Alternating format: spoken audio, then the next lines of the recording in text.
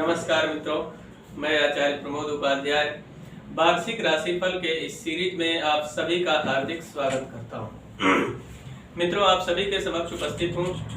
आज बात करेंगे कन्या राशि वालों के लिए वर्ष 2021 किस प्रकार का रहने वाला है। मित्रों, जैसा कि आप सभी को पता ही है या फिर हम सब इस दौर से गुजर चुके हैं कि वर्ष 2020 कोरोना काल में बहुत सारी समस्याएं जीवन के अंदर रही। प्रोफेशनल लाइफ हो या फिर पर्सनल लाइफ हो, जीवन में कहीं न कहीं असफलता कोसों दूर नजर आई और सभी लोग लगभग परेशान रहे। लेकिन उम्मीद के साथ और एक नए जोश के साथ वर्ष 2021 में प्रवेश करना है और बहुत सारी चीजों को अचीव करना है जिसकी अपेक्षा हमने 2020 के अंदर रखी थी। अब आइए प्रारंभ करते हैं कि कन्या राशि वालों के लिए वर्ष 2021 कितनी सारी खुशियां लेकर आने वाला है। लेकिन उससे पूर्व ग्रहों की स्थिति पर एक नजर डालते हैं। वर्ष के प्रारंभ में शुक्र और केतु ग्रह वृश्चिक राशि में यानी थर्ड हाउस में विराजमान रहेंगे। वहीं शुक्र, सूर्य और बुध दोनों ही ग्रह धनु राशि में विराजमान रहेंगे चतुर्थ भाव। शनिदेव बृहस्पति के साथ खुद की राशि यानी मकर राशि में पंचम भाव में विराजमान रहेंगे। वही मेष राशि में स्वगृही मंगल अष्टम भाव में विराजमान रहेंगे। राहु ग्रह भाग्य भाव में वृषभ राशि में विराजित रहेंगे। वही चंद्रमा कर्क राशि में 11th हाउस यानी कि एकादश भाव में विराजमान रहेंगे। इन ग्रहों के योग पर आधारित 2021 क्या कहता है, आइए इस पर प्रकाश डालते हैं। तो सबसे पहले इस वर्ष के प्रारंभ में कन्या राशि वाले बहुत ही सोच समझकर कार्य को आरंभ करेंगे और अगर कार्य को आरंभ करते समय सूझबूझ के साथ अगर किसी भी कार्य को किया जाए पूरे सिस्टम के साथ में, तो निश्चित मानकर चलिए कि आपके जीवन में आपको सफलता मिलेगी। उसके अलावा अब यहाँ पे एक बात और भी बता दूं आप सभी को कि जो लोग स्पोर्ट्समैन या स्पोर्ट्स से जुड़े हुए फील्ड के अंदर हैं, स्पोर्ट्समैन है या स्पोर्ट्स से जुड़े हुए सामग्रियों को बेचने का कार्य करते हैं, इक्विपमेंट को बेचने का कार्य करते हैं, ऐसे लोगों के लिए भी यह वर्ष बहुत ही सुनहरा मौका लेकर आ रहा है। उसके अलावा भवन और वाहन की बात करते हैं किस प्रकार का रहने वाला है। यहाँ पे 4th हाउस के जो कारक बनते हैं वो देवगुरु बृहस्पति शनिदेव के साथ नीच भंग योग के साथ विराजमान है। तो यहाँ पर सूर्य और बुध का कॉम्बिनेशन भी प्रारंभ में रहेगा।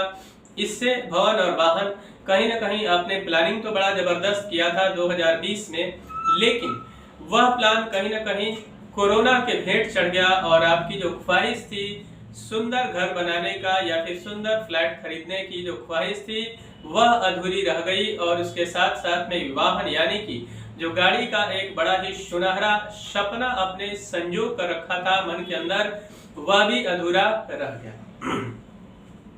इन चिंताओं से बाहर आने की आवश्यकता है और वर्ष 2021 में बड़ा ही सुंदर राजयोग के साथ, उदादित्य योग के साथ आप आगे बढ़ते हुए दिखाई दे रहे हैं और इसमें सफलता मिलना लगभग तय दिखाई दे रहा है। इसलिए प्रसन्नता के साथ, पूरे कॉन्फिडेंस के साथ आगे बढ़े और किसी भी तरीके का लंबा इन्वेस्टमेंट अगर आप करना चाहते हैं स्पेशली प्रॉपर्टी के अंदर, तो यह वर्ष आपके लिए बड़ा ही सुखद रहने वाला है। अब बात करते हैं विद्यार्थियों के लिए यह वर्ष किस प्रकार का रहने वाला है। तो विद्यार्थियों के लिए बड़ा ही सुनहरा सफलता की ओर ले जाते हुए शनि देव का शुभ आशीर्वाद प्राप्त होने वाला है और शनि के साथ देवगुरु बृहस्पति यानी ज्ञान के कारक जो ग्रह माने जाते हैं वे भी विराजमान है नीच भंग राजयोग के साथ में। तो थोड़ा सा कॉन्सेंट्रेट करके अगर पढ़ाई की तरफ आगे बढ़ते हैं तो निश्चित मानकर चलिए कि यह वर्ष आपके लिए खुशियों से भरा हुआ रहने वाला है। लॉटरी, सट्टा और शेयर मार्केट, जो लोग यहाँ से पैसा कमाते हैं या जो लोग प्रॉपर्टी के क्षेत्र से पैसा कमाते हैं उनके लिए भी यह वर्ष बहुत सारी खुशियां शनिदेव देने वाले हैं। चाहे वह नए बिजनेस व्यापार की बात करें कि एग्जीक्यूट नहीं हुआ था 2020 में, तो नए व्यापार की योजना जबरदस्त रहेगी और उसमें सफलता भी आपको मिलती हुई दिखाई दे रही है। शत्रुओं से कहीं न कहीं आप परेशान थे 2020 में, स्पेशली कोर्ट कचहरी के मामलों से लेकर आप काफी ज्यादा उसके अंदर फंसे हुए थे, तो उसमें भी सफलता कदम चूमेगी और शत्रु आपके परास्त होंगे 2021 में। अब यहाँ पे देख लेते हैं कि जिन लड़के और लड़कियों का विवाह कहीं न कहीं किसी कारणवश डिले हो रहा था लड़की पसंद नहीं आ रही थी या लड़का पसंद नहीं आ रहा था या फाइनेंशियल कंडीशन की वजह से विवाह में कहीं ना कहीं समस्याएं आ रही थी, उनके घर में शहनाई बजने का पूर्ण योग यहाँ पर बना हुआ है। स्वास्थ्य के दृष्टिकोण से भी यह वर्ष बड़ा ही सुखद दिखाई दे रहा है। वाहन चलाते समय थोड़ी सी सावधानी अगर बरतते हैं तो निश्चित मानकर चलिए कि यह वर्ष आपका बहुत ही खुशियों वाला रहने वाला है। भाग्य का साथ कहीं न कहीं 2020 में जो नहीं मिला और जिससे आप बहुत ज्यादा परेशान रहे भाग्य को लेकर, कहीं न कहीं खुद को कोसना या फिर अपने भाग्य को कोसना, यहाँ पे राहु वृषभ राशि में भाग्य भाव में उच्च के विराजमान है, तो निश्चित मानकर चलिए कि भाग्य का पूरा सहयोग आपको प्राप्त होगा और अचानक कुछ बड़े ही सुंदर योग बनेंगे आपके जीवन में। स्पेशली जो लोग उच्च शिक्षा को लेकर कहीं जाना चाहते हैं, अपने राज्य को छोड़ना चाहते हैं या फिर विदेश जाने वाले लोगों के लिए बड़ा ही सुनहरा मौका और खुशियों का माहौल बनता हुआ यहाँ पर दिखाई दे रहा है।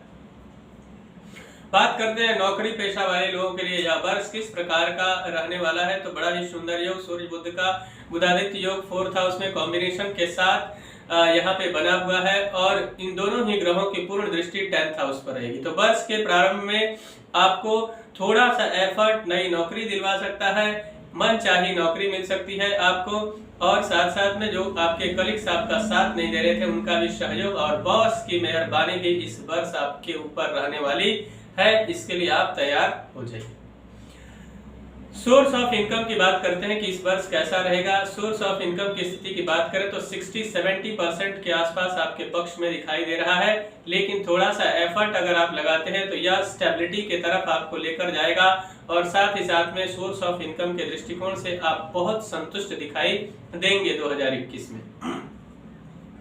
यहाँ पर कुछ ध्यान देने योग्य बात आपके लिए कि आपको मार्च के महीने में थोड़ी सी सावधानी बरतते हुए आगे बढ़ने की आवश्यकता रहेगी। उसके अलावा आपको सितंबर के महीने में किसी नए कार्य को प्रारंभ करने से बचना चाहिए या फिर सावधानी पूर्वक आगे बढ़ने की आवश्यकता रहेगी। उसके साथ साथ में वर्ष के उत्तरार्ध यानी अंत यानी कि दिसंबर का जो महीना रहेगा उसमें भी थोड़ी सी सावधानी अगर बरतते हुए आप आगे बढ़ते हैं तो निश्चित मानकर चलिए आपके लिए यह वर्ष बहुत सारी खुशियां लेकर आने वाला है।